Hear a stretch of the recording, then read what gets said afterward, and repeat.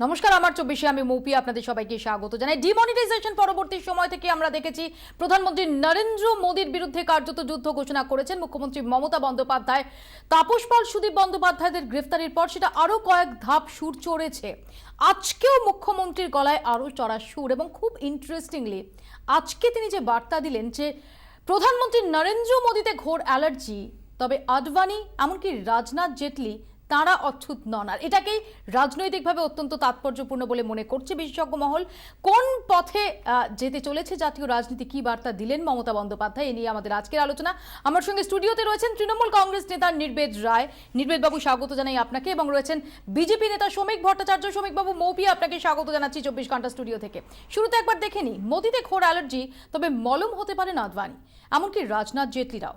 কোনো রাগঢাক না রেখে এই স্পষ্ট বিভাজন রেখা টেনে দিলেন মুখ্যমন্ত্রী মমতা বন্দ্যোপাধ্যায়। মোদীকে হটিয়ে কিন্তু বিজেপিকে রেখে জাতীয় সরকার গঠনের ডাক দিলেন। রাজনৈতিক মহলে জল্পনা, তবে কি মোদীকে একঘরে করাই প্রাইম টার্গেট মুখ্যমন্ত্রীর? মোদী বিরোধিতা, একমুখী এজেন্ডা। রাজ্যেই হোক বা রাজ্যের বাইরে, নোট বাতিল ইস্যু হাতিয়ার করে সেই কাজটাই করে চলেছেন মমতা বন্দ্যোপাধ্যায়। রাজ্যে উন্নয়নমূলক কাজের গতি প্রকৃতি কি তা নিয়ে প্রশাসনিক বৈঠকের পরও তাই কেন্দ্র ও মোদী বিরোধিতায় সরব মুখ্যমন্ত্রী, তবে নয়া স্ট্র্যাটেজিতে।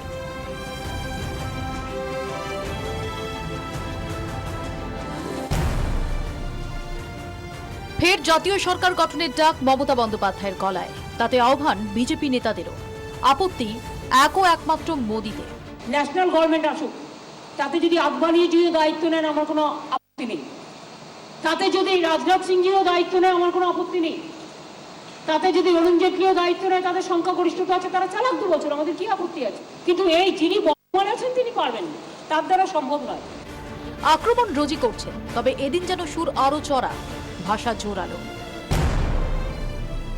সরকারি অফিসগুলোতে গিয়ে মোদি পুজো করব না জনগণের কাজ করব, কোনটা করব এটা বলে দিতে হবে। তিনি যে কাজটা করেছেন, যে গাছে বসে আছেন সেই গাছের ডালটাই কেটে ফেলেছেন। তিনি মহামতি কালিদাস বুদ্ধিহরণ বাবু, একেবারে ম্যাডো। মোদীকে আক্রমণ, অথচ বিজেপি নেতাদের জাতীয় জোটে আহ্বান। রাজনৈতিক মহলের মত, আদতে ডিভাইড অ্যান্ড রুল পলিসি নিয়ে এগোতে চাইছেন মমতা বন্দ্যোপাধ্যায়। বিজেপির সিনিয়র নেতাদের মোদীর পাশ থেকে সরিয়ে তাকে একঘরে করে দেওয়াই টার্গেট মুখ্যমন্ত্রীর। বিজেপিতে অন্তর্দ্বন্দ্ব বাঁধিয়ে গৃহযুদ্ধে ব্যতিব্যস্ত করে মোদীকে দুর্বল করে দেওয়া লক্ষ্য। ও পার্টির নাই সংবিধান, নাই চালচুলো, নাই কিচ্ছু। কালীঘাট থেকে পার্টির জন্ম, কালীঘাটেই শেষ হবে পার্টি। সেই কারণের জন্য দয়া করে নিজের পার্টিটা চালাক, আমার পার্টিতে কি হবে সেটা আমাদের পার্টি ঠিক করবে। চলছে আক্রমণ প্রতি আক্রমণ, সুর চড়ছে। জাতীয় সরকার গঠনের প্রশ্নে আডবাণী রাজনাথদের আহ্বান জানানোর পিছনে অবশ্য আঁতাতের গন্ধ পাচ্ছে সিপিএম। তৃণমূল বিজেপি পর্দার পিছনে দোস্তি, বামেদের যা বহুদিনের অভিযোগ। মুখ্যমন্ত্রী আরএসএস এর সাহায্য চেয়েছিলেন পশ্চিমবাংলায় কমিউনিস্টদের নিধন করার জন্য, বদল করার জন্য। ভুলে যাবার কোনো কারণ নেই। এখনো মুখ্যমন্ত্রী যারা বলছেন আরএসএস থাকুক, বিজেপি থাকুক, কিন্তু ওনার সঙ্গে আমার একটু বেশি পীড়িত হয়ে যাচ্ছিল, এখন বেশি ঝগড়া হচ্ছে। এটা তো ওদের ব্যক্তিগত বিষয়। এই শীতেও রাজ্য রাজনীতি সরগরম, দিল্লি পর্যন্ত যারা আজ পৌঁছচ্ছে। নেত্রীর নয়া কৌশলে বিজেপি নেতাদের কেমিস্ট্রি কতটা বদলায় তা অবশ্য সময় বলবে। ব্যুরো রিপোর্ট, 24 ঘন্টা। আমি প্রথমে নির্বেদ বাবুর কাছে আসি। নির্বেদ বাবু, তার মানে একটু বুঝে নেওয়ার চেষ্টা করি যে প্রধানমন্ত্রী নরেন্দ্র মোদী টার্গেট, বিজেপির সবাই অতটা খারাপ নন, এই কি আসল বার্তা? না, নরেন্দ্র মোদী টার্গেট নন, কিন্তু নরেন্দ্র মোদী ভারতবর্ষের মতো দেশে প্রধানমন্ত্রী হওয়ার পক্ষে ভারতবর্ষের দুর্ভাগ্যজনক অবস্থা। কেন বলি, 47 সালের পর যতগুলো প্রধানমন্ত্রী হয়েছেন, মোদী হচ্ছেন প্রথম মানুষ যার নামে সরাসরি 1000 মানুষকে হত্যা করার অভিযোগ। বিবিসি বলছে ইন্টেলিজেন্স রিপোর্টে সরকারের আদালতের কাছে তার ইন্টেলিজেন্স ডিপার্টমেন্টের অফিসার তিনি বলছেন মোদী আমাদেরকে ডেকে বললেন যে এইবার এই ব্যাপারটা মুসলিমদের বুঝতে হবে গুজরাটের বুকে। That was the statement. এবং যদি আজকে কেউ দেখতে চায়, আমার কাছে স্টেটমেন্ট রয়েছেও। এই স্টেটমেন্ট ভারতবর্ষের বুকে এবং অমিত শাহ আরেকজন মোদি অ্যাসোসিয়েট বিজেপির সভাপতি, তিনি সরাসরি জেলে গেলেন 3 জনকে খুন করার অভিযোগে, তিনজনকে।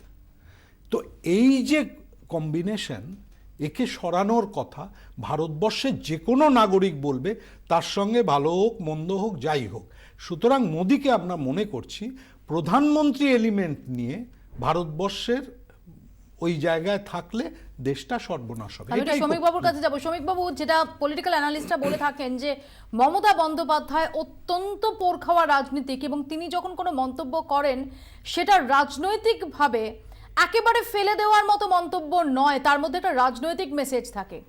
সেক্ষেত্রে তো আপনাদের পক্ষে ভাবনার কথা।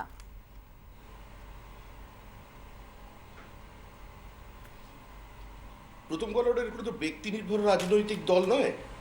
ভারতবর্ষের মাটিতে দাঁড়িয়ে ভারতবর্ষের কথা বলে ব্রিটিশ লেগ্যাসি থেকে মুক্ত হয়ে তথাকথিত বাম চিন্তাধারার একটু বাইরে এসে সে নিজের দলকে তিল তিল করে তৈরি করেছে দেশের বুকে, এবং কারোর দয়ায় নয়, কারোর হাত ধরে নয়, কারোর দাক্ষিণ্য নিয়ে নয়, এই দেশের সংসদীয় গণতন্ত্রের মধ্যে তাকে সামনে রেখে নির্বাচনে লড়ে কংগ্রেসকে সরিয়ে ভারতবর্ষের একক সংখ্যাগরিষ্ঠ হিসেবে দল হিসেবে আত্মপ্রকাশ করেছেন তার প্রধানমন্ত্রী নরেন্দ্র মোদী।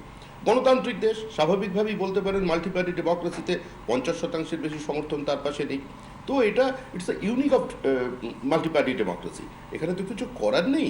কিন্তু দেশের মানুষ প্রধানমন্ত্রী হিসেবে নরেন্দ্র মোদীকে মেনেছেন, ভোট দিয়ে তাকে নিয়ে এসেছে। কিন্তু দলের মধ্যে যারা, দলের মধ্যে শ্রমিক বাবু ঠিকই, বিজেপি একটা রেজিমেন্টেড পার্টি, কিন্তু দলের মধ্যে বিভিন্ন সময় যে স্বরগুলো নরেন্দ্র মোদীর পক্ষে খুব সুখদায়ক হয়ে দেখা দেয়নি, সেই সুরগুলোর সিম্প্যাথি বলবো না, সেই সুরগুলোর যে ভাবনাটা, সেটা তো এই মমতা বন্দ্যোপাধ্যায় নিজের দিকে টেনে নিতে পারেন।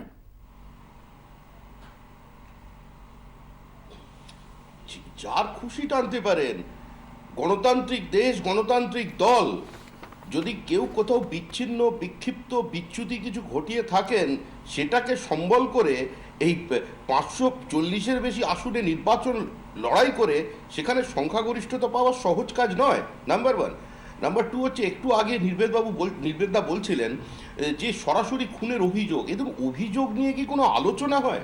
কিন্তু মমতা বন্দ্যোপাধ্যায়ের আজকের বক্তব্যটাকে আপনি দেখবেন কিভাবে শ্রমিক বাবু, একদম আপনি ব্যাখ্যা করুন প্লিজ শেষ করে আমি নির্বেদার কথার উত্তর দিচ্ছি, তাহলে এই প্রসঙ্গগুলো উঠবে না। নির্বেদার পর উত্তর দিয়ে আমি মমতা বন্দ্যোপাধ্যায়ের কথায় আসছি। মমতা বন্দ্যোপাধ্যায় অনেক বড় মাপের নেত্রী, এত তাড়াতাড়ি বিক্ষিপ্ত হবে তার কথার উত্তর দেওয়া সম্ভব নয়।